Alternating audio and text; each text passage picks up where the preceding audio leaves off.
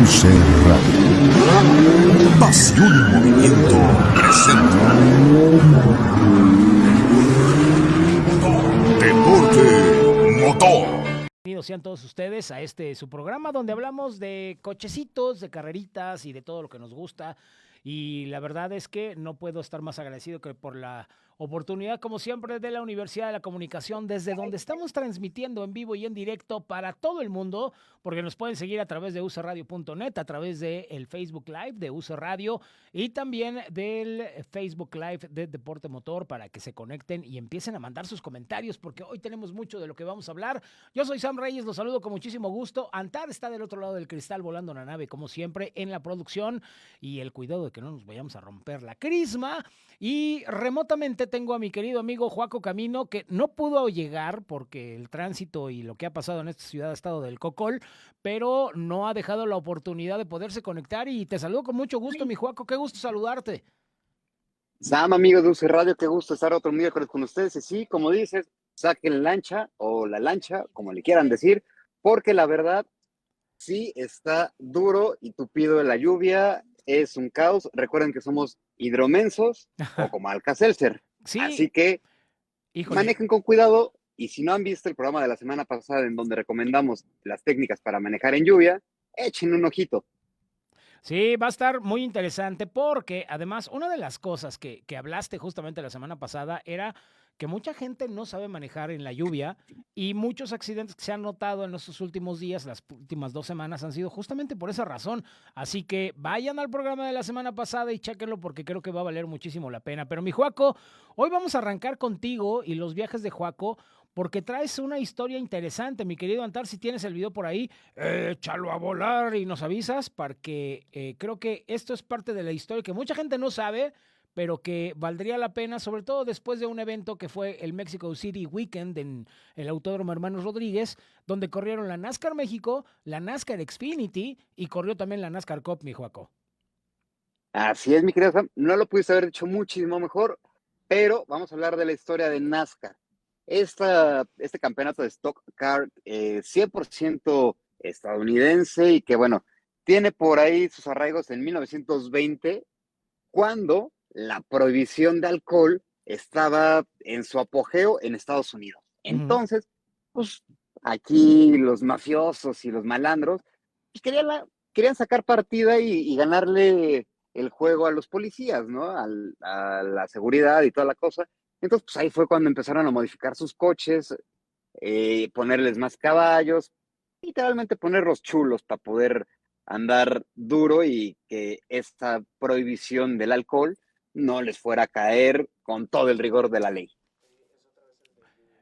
Entonces, pues ya pasando todo esto, pues ya de repente, principalmente se hizo en Daytona.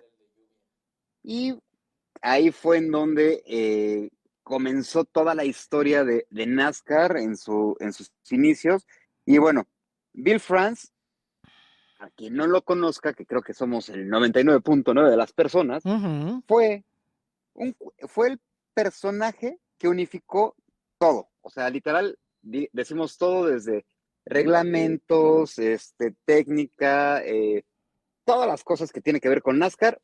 Bill France fue el que lo puso bajo la lupa y dijo, bueno, vamos a hacer un campeonato que esté avalado, que pues no solamente sea correr en la playa de Daytona Beach, que por cierto, hay que decir algo interesante. El circuito original de Daytona Beach medía 6.6 kilómetros, entonces tenía rectas largas, pasaba por la playa, tenía un sinfín de cosas para que pues ya después de la época de la prohibición, pues pudieran irse a dar literalmente a quemar llanta, poder empezar a sentir la adrenalina de la velocidad que poco a poco se fue instaurando en Estados Unidos. Y bueno, como le decíamos, NASCAR quiere decir que es, bueno, sus siglas en inglés quiere decir National Association Stock Car Auto Racing. Quiere decir NASCAR, para que no los agarren con las manos en la puerta. Y que la idea original, o sea, lo curioso es que después de la prohibición del alcohol en los Estados Unidos y de que los contrabandistas habían hecho los autos cada vez más rápidos para que la policía no los alcanzara, cuando ya se deroga la prohibición, ellos ya se habían ganado la rifa del tigre, ya tenían unos cochezotes y no sabían qué hacer con ellos. Y empezaron a hacer sus carreras, para ponerse un tiro entre ellos. Y como tú dices, ¿no? Este personaje que era un gasolinero de Florida es justamente el que los organiza a todos y empiezan a reglamentarlo para que fueran coches de calle. Por eso que se llaman los stock cars, porque eran los coches stock que podías comprar en cualquier agencia de automovilismo, ¿no? Exactamente, esa era la idea original y de hecho hasta la fecha sigue siendo aquel refrán muy famoso que usa mi querido Richard, que es ganas en domingo, vendes el lunes. Ujú. Entonces, de ahí viene toda la situación de que como veían los Corolla, bueno, veían a Ford y Chevrolet principalmente, que fueron los que iniciaron todo este desorden de NASCAR, porque pues, tenían el Forte y tenían varios modelos que pues eran de los 20, 30 y 40. Ahí fue en donde todo empezó a ser más organizado, más homologado. Ujú. Y bueno, hay que hablar que desde un inicio siempre ha habido, o bueno, ahorita ha habido 7 generaciones de stock cars en NASCAR, ¿no? Entonces, sí, al principio eran muy rudimentarios, como bien decías, mi querido Sam, Ujú. que por ahí de 1948 podemos empezar a ponerles fechas, eh, que eran muy similares a los de calle, tenían la apertura de puertas, como normalmente conocemos, y que se amarraban con lazos para que no se abrieran por las velocidades. Imagínate. Y bueno, y aparte, bueno, para los que quieran tener una referencia gráfica, ubiquen a Hudson Horner de Cars.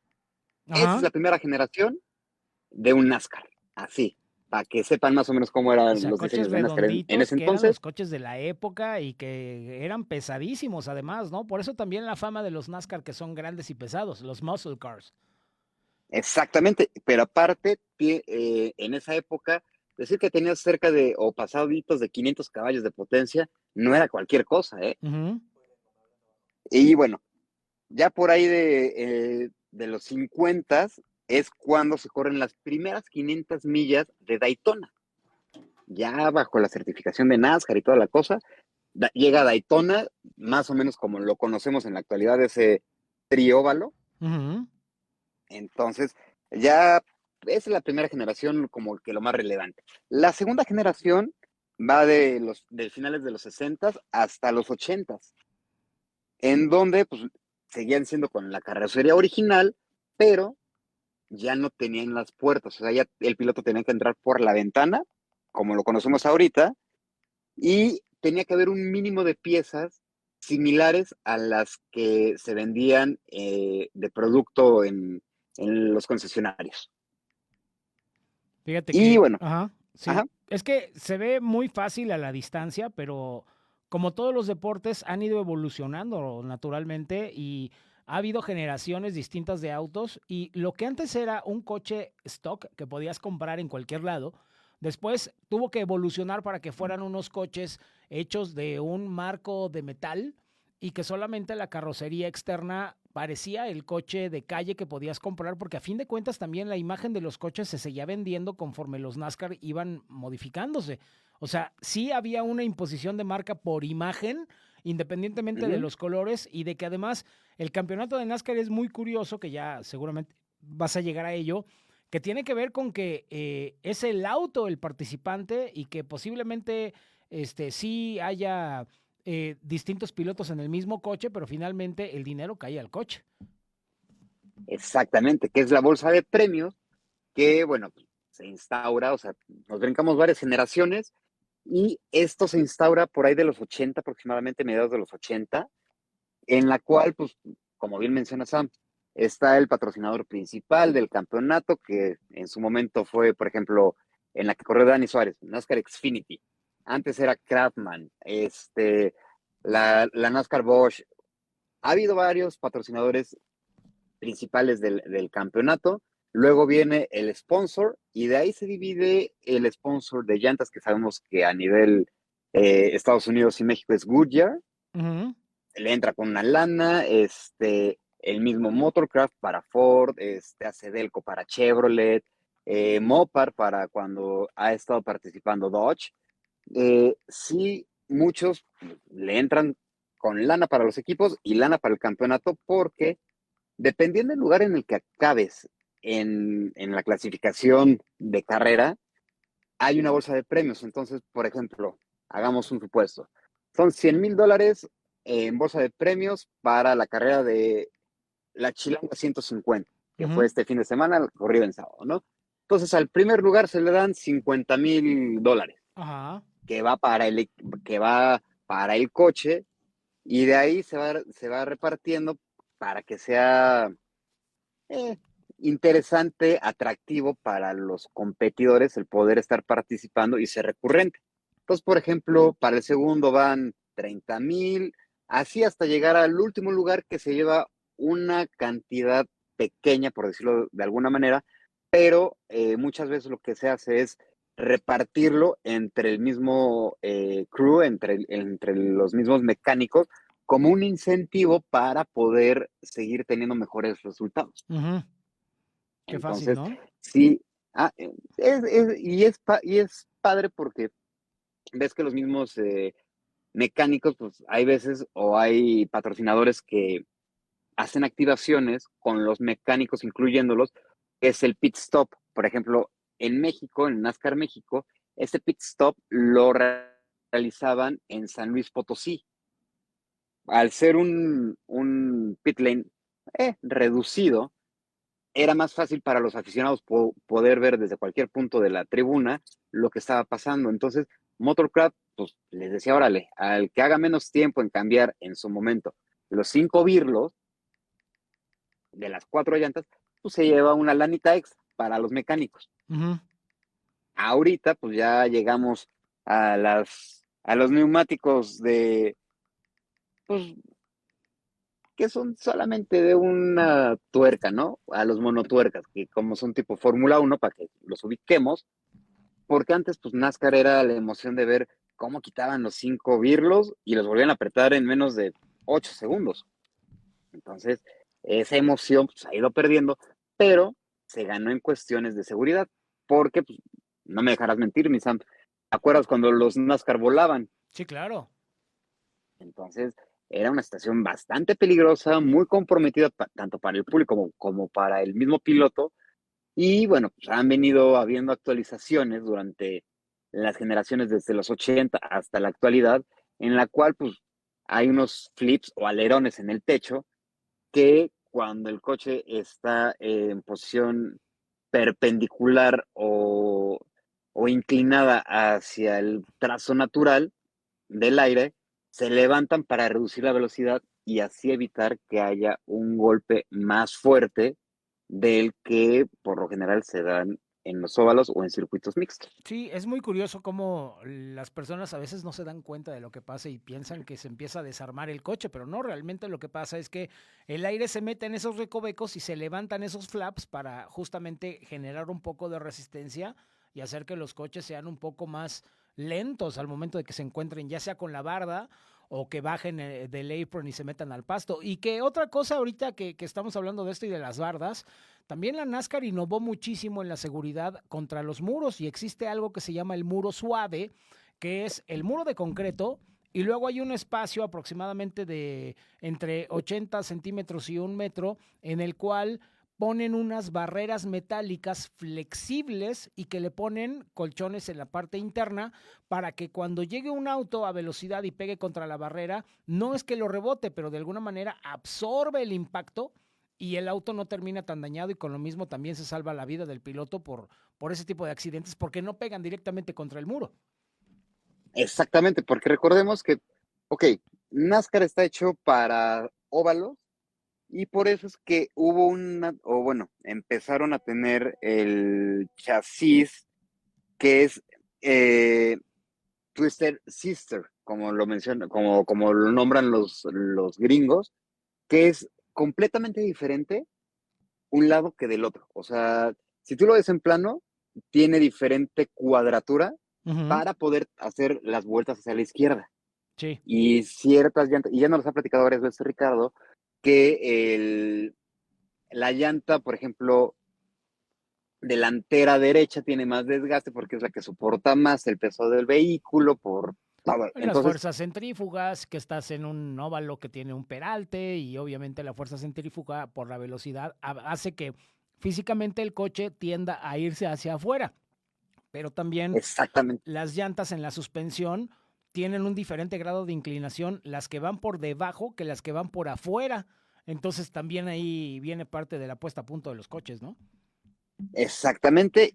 Y uno de los principales, aunque no lo diga el campeonato, una de las máximas del campeonato es el poder ofrecer la mayor satisfacción, el mayor espectáculo para los aficionados, ya Ujú. sea que estén en el circuito o lo estén viendo en tele. Por eso es que es uno de los eventos más grandes semanales que tiene Estados Unidos y bueno, ahora se está permeando hacia Latinoamérica y hacia Europa.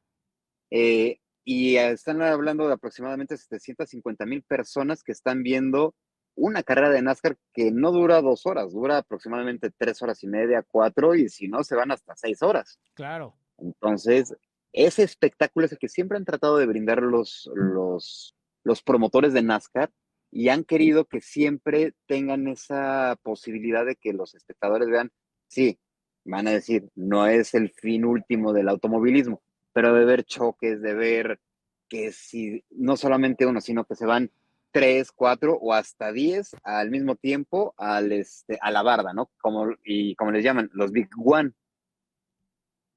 Que son cuando Entonces, se juntan varios coches en un mismo guamazo, ¿no? exactamente, y pues también otra cosa que es muy importante de destacar es que NASCAR ya, bueno, incursionó en Le Mans.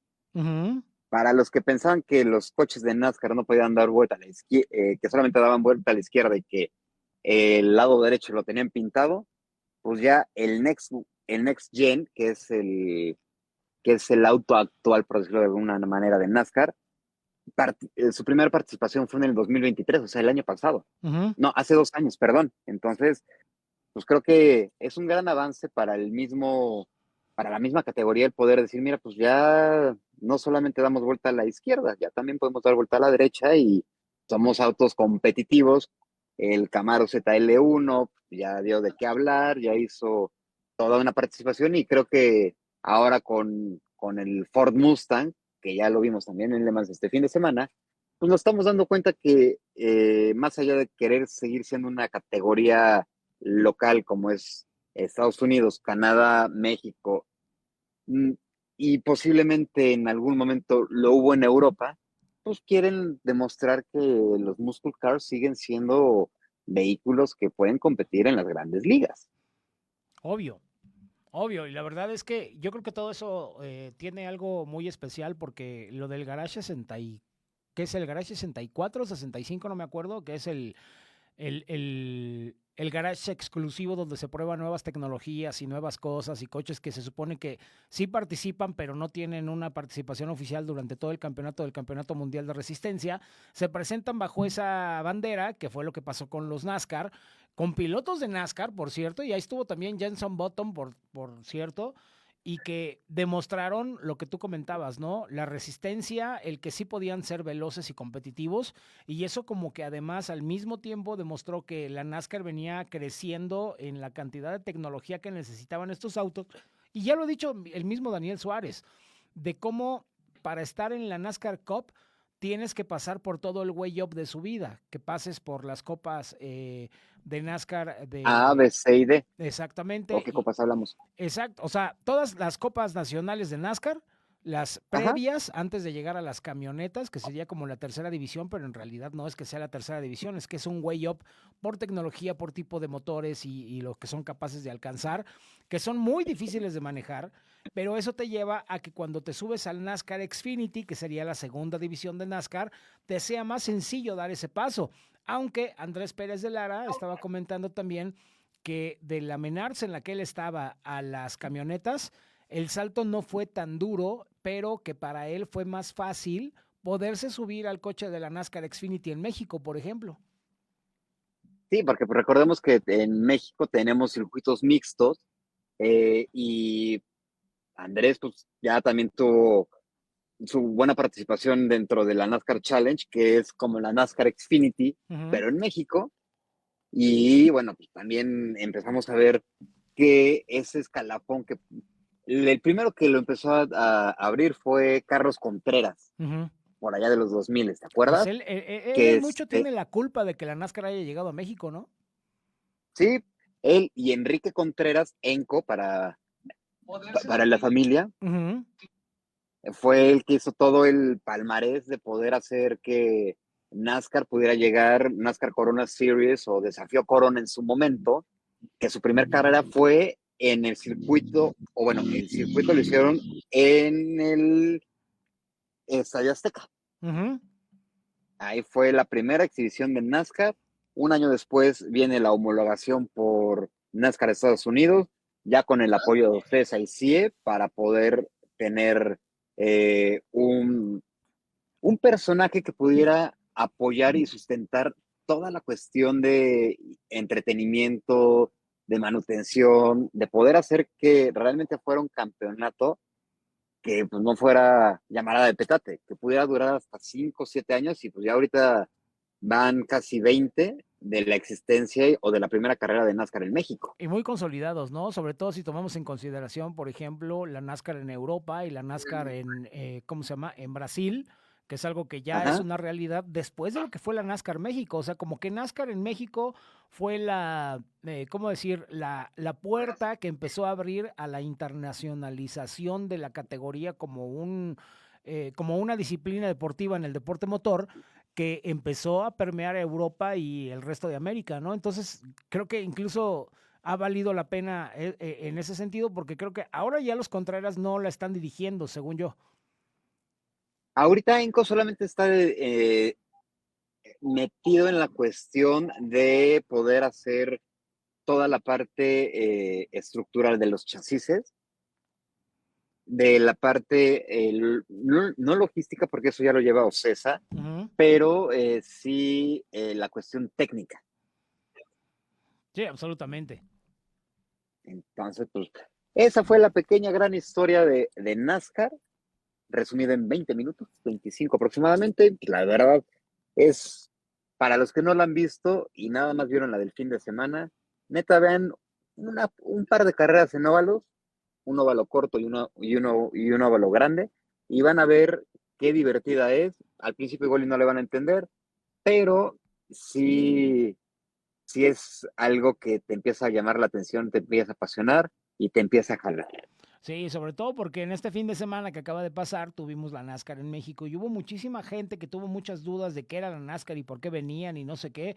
Y por aquí nos dejan un comentario, José MHDZ, que no sé si es José Manuel Hernández, si me equivoco, dímelo.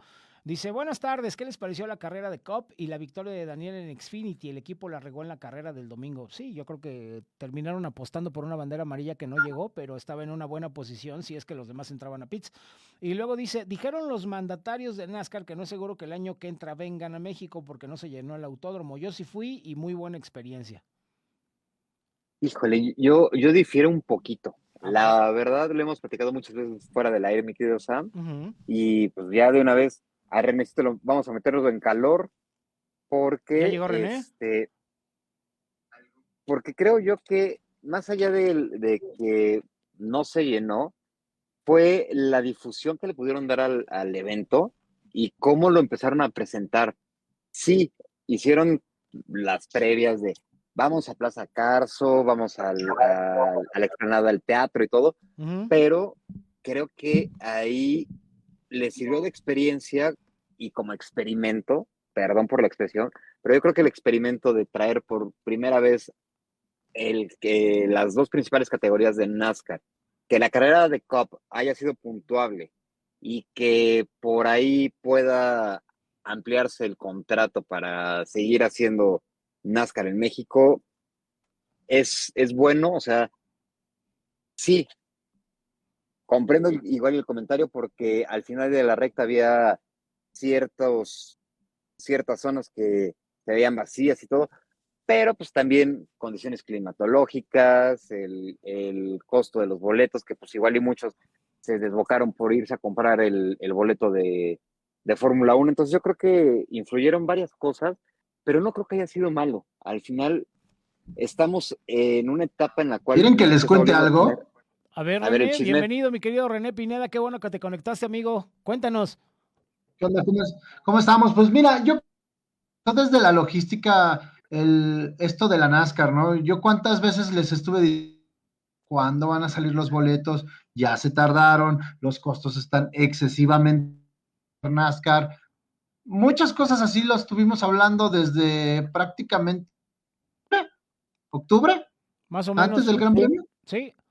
Sí, desde antes del Gran Premio, desde que supimos que la NASCAR iba a venir, y es que mucha gente, cuando salieron los boletos, luego se lanzaron a comprar los boletos y antes del mes ya estaban haciendo promociones de 3x2 y de 4 por no sé qué. Y la verdad es que a mucha gente ya no le gustó la onda de que estaban bajando los precios de los boletos y pensaron que no se iban a vender y que no iba a haber gente y mucha gente dejó de ir por eso. Yo no sé si fue un acierto o un error. Yo considero que fue un error que se tardaran tanto. Y también considero que fue un error que no le dieron tanta difusión a la NASCAR, sino hasta en el último mes. Si se dieron cuenta, en el último mes andaban los spots de radio por todos lados y teníamos historias y shalala, pero fue en el último mes, prácticamente las últimas 2 semanas, como que le hizo falta más promoción a esa carrera, porque creo que Fórmula 1 ya estaba más que vendida. Y independientemente de que no va a estar Checo y que mucha gente vendió los boletos de Fórmula 1 porque ya no va a estar el mexicano, creo que esa promoción ya no era tan necesaria como si la NASCAR. Es lo que yo pienso. sí, coincido. O sea, esa parte de la promoción, de poder hacer que el público se interesara un poquito más en NASCAR y que, como bien menciona René, pues desde cuándo sabíamos o se rumoraba que iba a venir NASCAR, que, o sea, creo que los timings no fueron correctos. O sea, sí comprendo que le tenían que dar prioridad a Fórmula 1, pero Pero es que también, volvemos a la misma, los boletos estaban vendidos. Exacto, o sea, la cosa es que incluso el WTCR sufrió por lo mismo porque no hubo promoción del WTCR y creo que también fue una muy buena carrera, fue muy entretenida, pero creo que a los organizadores les hizo falta un poco de visión de campo de lo que estaba pasando. NASCAR no es lo mismo que la Fórmula Claro. 1, porque la Fórmula Y, 1, y a ver, ¿ustedes ajá, saben que va a venir el GT3 Challenge de América? sí lo sabía y no hay promoción por ningún lado. Pero ¿cuántos lo sabemos? Muy pocos y somos los que estamos Solo más los que clavados. estamos, que más o menos andamos viendo qué ver, qué no ver. Ujú. Pero de ahí no hay promoción, no hay difusión, quieren todo pelado. Peladito y a la boca es lo que quiso decir René, porque de repente se cortó. Pero yo creo que para futuras ocasiones de este tipo de eventos, yo creo que la promoción va a ser muy importante desde mucho antes, porque yo creo que dentro de las mismas transmisiones, por ejemplo, de la NASCAR en Fox, tanto el Pato como Juan Carlos Casco estuvieron anunciando todo el tiempo que venía la NASCAR.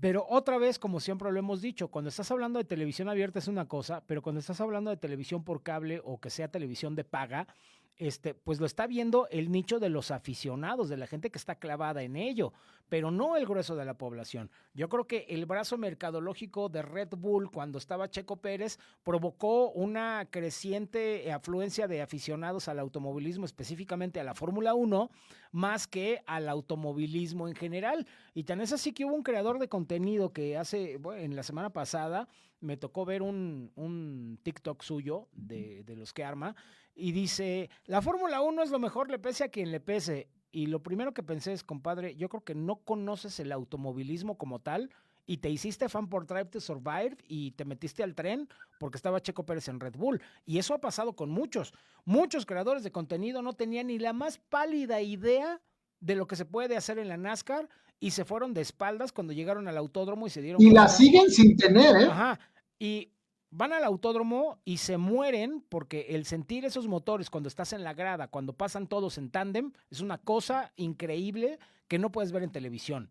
Y ya sean los Xfinity y ya los NASCAR Cup, la gente ni siquiera podía hablar porque cuando pasaban los coches, deja el sonido, es la vibración que te provoca estar ahí, es los colores, el espectáculo, las carreras, que además las dos carreras fueron